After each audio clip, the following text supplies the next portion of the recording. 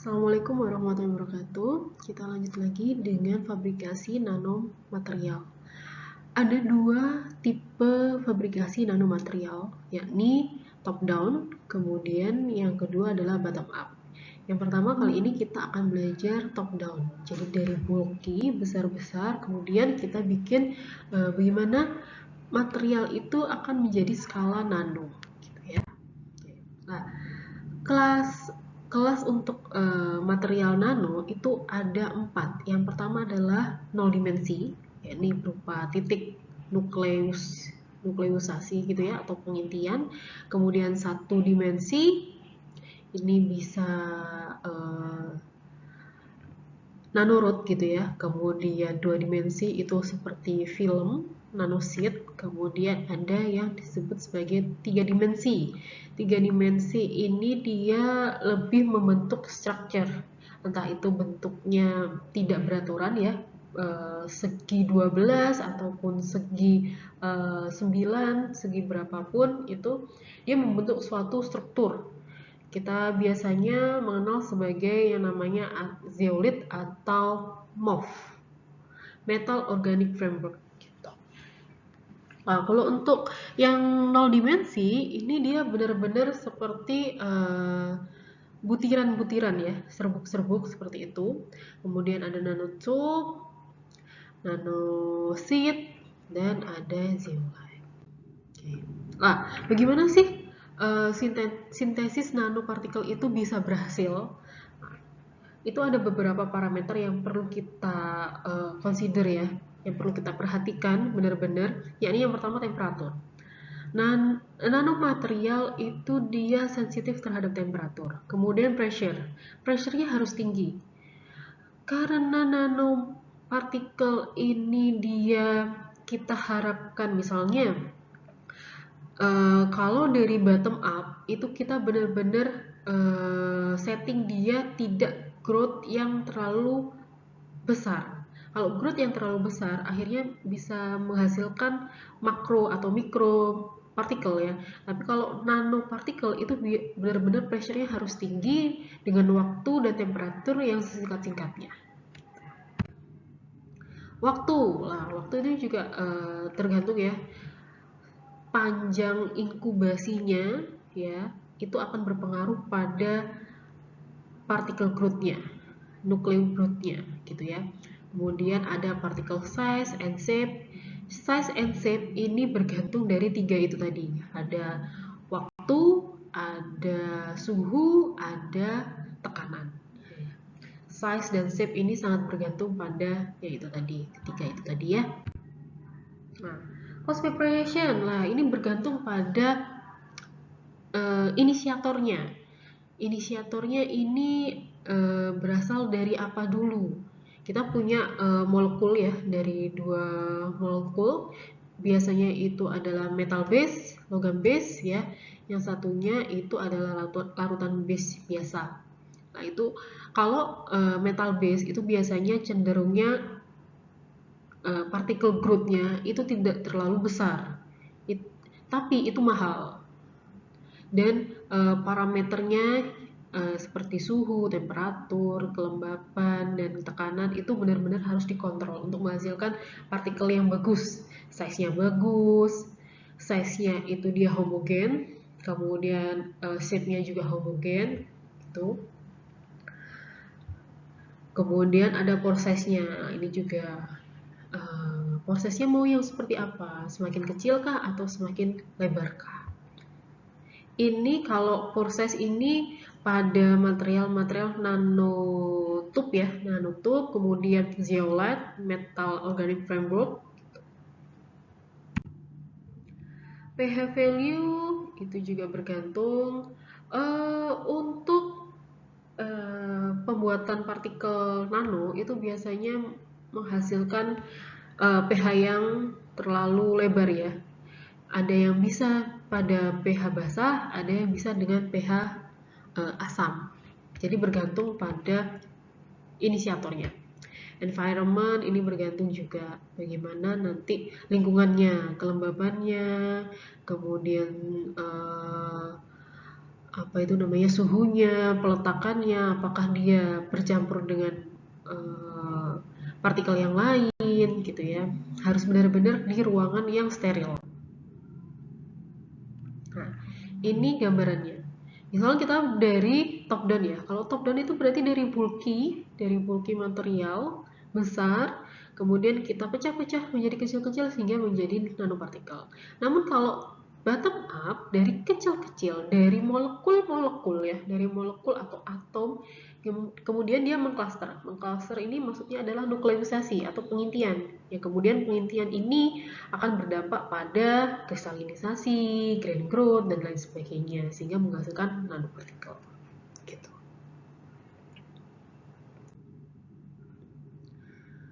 Oke, lah ini banyak sekali macam pembentukannya ya. Sol gel ini ke arah bottom up ya.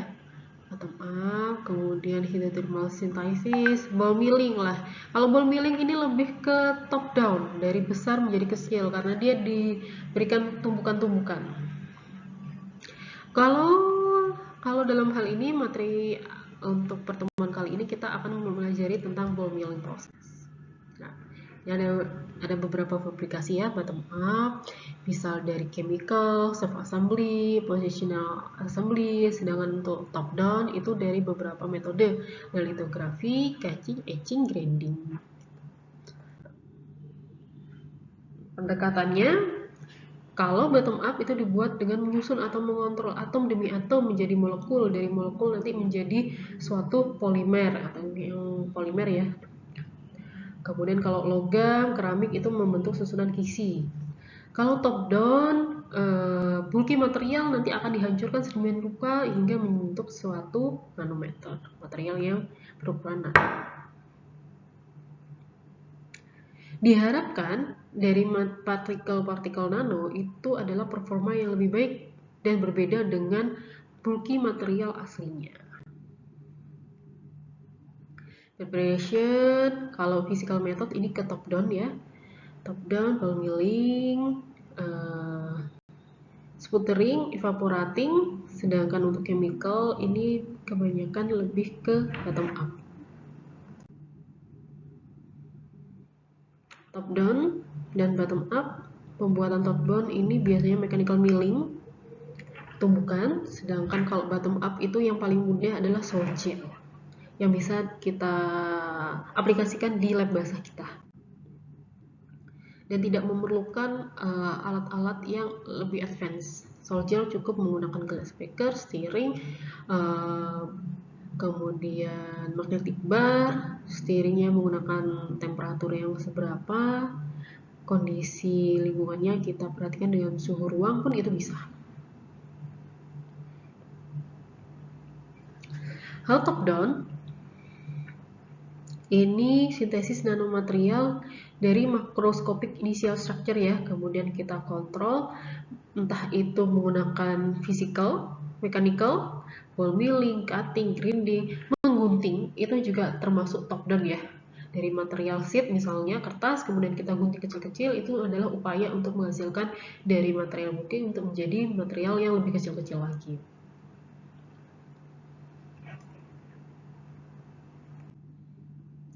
Nah, ini pertama kita akan membahas ball milling. Ball milling itu adalah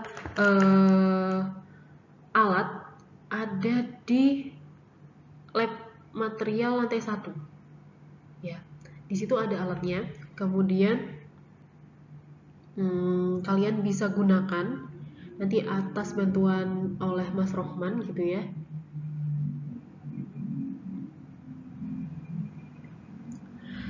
Ball milling ini metodenya dengan ada bola-bola milling, dia saling menumbuk sehingga seperti kalian mengulek ya atau menumbuk kopi atau dan lain sebagainya karena tumbukan. Akhirnya dia akan semakin kecil, semakin kecil, semakin kecil. Lah, ballnya itu biasanya material yang sangat keras ya.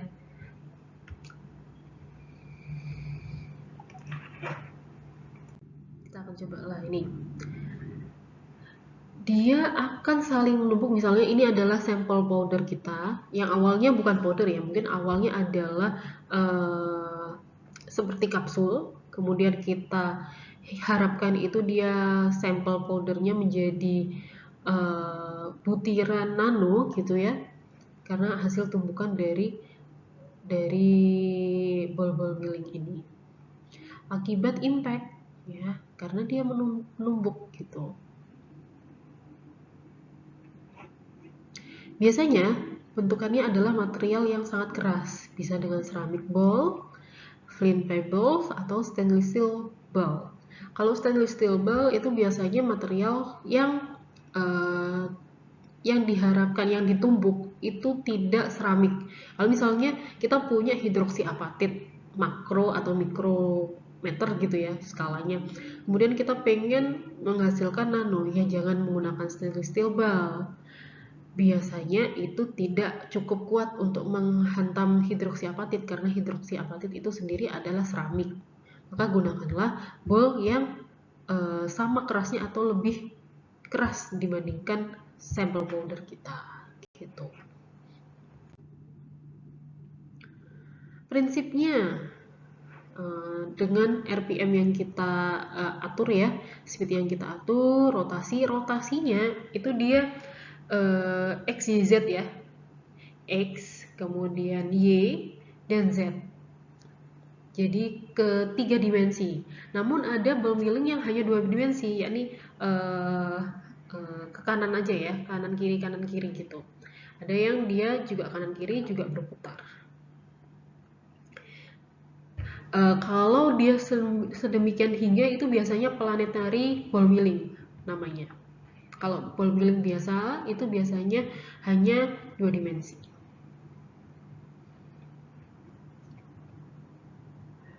Nah, potensial si ball milling itu bisa sampai 5 nanometer. Namun kebanyakan ball milling ini jeleknya, kekurangannya itu dia tidak homogen ukuran partikelnya ya.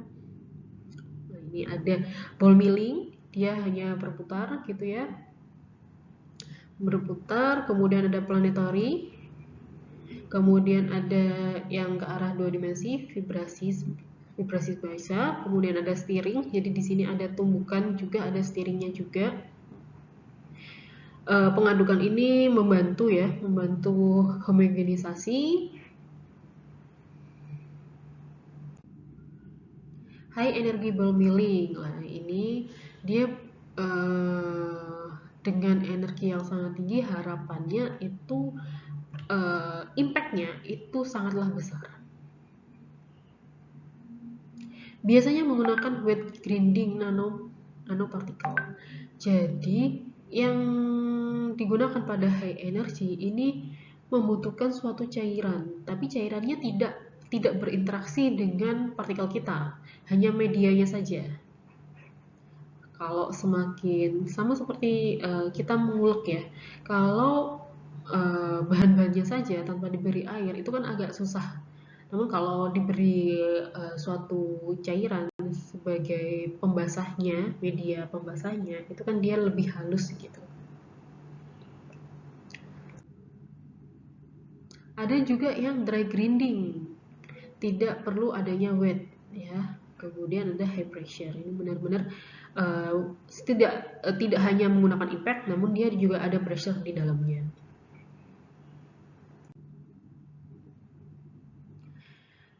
Menggunakan prinsip momentum ya. Menggunakan prinsip momentum, ada mechanical milling, menghancurkan tanpa mengalami perubahan struktur kimia, mechanical alloy, penghancuran sehingga merubah struktur kimia. Bambu kok bisa menghancurkan struktur kimia? Menghancurkan struktur kimia di sini adalah dia bisa berinteraksi. Biasanya menggunakan pressure itu tadi ya. Karena dia diberi pressure sehingga akan mudah adanya ikatan sekunder di antara, misalnya kita mengaduk, tidak hanya dia menghancurkan, mengimpact menjadi partikel yang sangat kecil, tapi dia di situ juga karena ada pengadukan di situ, maka kita akan membentuk suatu paduan. Lah, ketika diberi pressure, maka vibrasi ikatan antar molekulnya ini akan goyah sehingga dia akan menghasilkan ikatan sekunder terhadap material yang lain. Parameter-parameter millingnya ini banyak sekali ya, tipe alat millingnya, planetary, vibrasi, dan lain sebagainya. Ball to powder ratio. Nah, kalau semakin besar, maka rasio bola dengan powdernya itu juga harus misalnya kita punya material yang misalnya volumenya 15, 15, 15, tapi ball millingnya itu cuma 2 biji misalnya, kan nggak mungkin. Jadi rasio bola terhadap powder yang dihasilkan itu juga harus diperhitungkan. Volume rasio pengisian bola dan powder jangan sampai itu misalnya volume chamber powdernya itu harus diisi maksimal itu setengah dari chambernya ya, chamber sampelnya. Ukuran bola ini variasi ya, dari berapa diameternya tergantung sampel kita yang dihasilkan mau seberapa. Waktu milling, kecepatan milling, temperatur milling, jenis bahan yang dimilling, media pengontrolnya. Nah, ini tadi ada medianya ya, cairan atau padatan. Ukuran material awal harus bisa maksimal itu sebesar ukuran bolnya. Jenis material dari vial dan bola millingnya, parameter lain atmosfer, suhu, dan lain sebagainya. Nah, ini tumbukan-tumbukan, konsepnya itu adalah terjadi partikel yang terjebak menempel di permukaan atau dinding vial, chamber sampel itu kita sebut vial. Semakin banyak bola, semakin banyak permukaan yang dimilling, semakin sering terjadi benturan, semakin cepat terjadinya penghancuran dan penghalusan. Semakin sedikit powder yang dimilling, semakin cepat prosesnya. Nah, ini bergantung pada bulky material itu tadi. Biasanya 1:1, 1:20 ini adalah rasio terhadap ball millingnya, powder terhadap ball millingnya. Nah, ini ada ukuran besar bola ya. Semakin kecil bola, semakin kecil area sentuh. Nah, ini ada ball millingnya, materialnya dari keramik ya. Semakin kecil yang dihasilkan pula. Semakin kecil bola, semakin kecil beratnya, semakin kecil impact dari benturan antar bola. Jadi ada plus minusnya. Pencampuran menimbulkan efek gerakan tak beraturan yang dapat menghalangi terjadinya pemadatan. Kecepatan, ini parameter proses ya. Kecepatan, jumlah benturan, percepatan, dan kecepatan bola. Ini sangat bergantung pada hasilnya. Misalnya 1 menit 100 kali yang dihasilkan segini. Maksudnya yang segini itu adalah nanopartikelnya gitu ya. Kalau semakin banyak dentumannya, maka yang dihasilkan homogenitasnya pun juga semakin banyak. Temperatur bola itu kita kasih pemanasan ya, karena kalau dia ada pemanasan maka ada vibrasi atom di situ. Semakin banyak atom yang mengalami vibrasi, semakin mudah untuk dipecahkan. Karena ketika kita melakukan pemutusan atau pembuatan dari material bulky yang besar menjadi kecil, itu adalah pemutusan ikatan primer. Yang dibutuhkan itu adalah suhu, vibrasi atom. Ketika atom itu sudah tidak stabil, sangatlah mudah untuk diputus ikatannya. Milling, ini parameter prosesnya ya, dentuman, ini pemutaran, rotasi, top down approach ya, mechanical energy yang digunakan, stainless container. Di sini si vialnya itu adalah material stainless steel. Harapannya itu adalah dia tidak mudah menempel. Stainless steel kan dia tidak mudah menempel, tidak mudah berinteraksi gitu ya. Untuk ballnya itu adalah material yang keras, hardened steel ataupun dari keramik, silikon karbid, tungsten lebih kuat lagi, lebih keras lagi gitu ya. Rotasi millingnya, order of material, approximetry, ada waktunya yang dibutuhkan untuk menghasilkan fine powder yang uniform, homogen semuanya ukurannya ya. baik itu ukuran maupun shape-nya. Keuntungannya kalau ball milling itu bisa mencapai 2 hingga 20 nanometer, tidak mahal, alatnya sudah ada di lab bawah, kemudian disinfektannya itu adalah kebanyakan itu bersifat irreguler dan kontaminannya itu cukup banyak. Kalau misalnya teman kalian sudah pernah pakai, kemudian kalian pakai, vialnya itu pastikan dia benar-benar bersih dan higienis gitu ya, tidak ada butiran-butiran sisa di ujung-ujungnya. Grinding media ini adalah proses penggerindra ya, ukurannya, densitasnya itu juga perlu diperhatikan, kekerasannya, komposisinya itu yang perlu diperhatikan. Tipe ball milling tadi kita sudah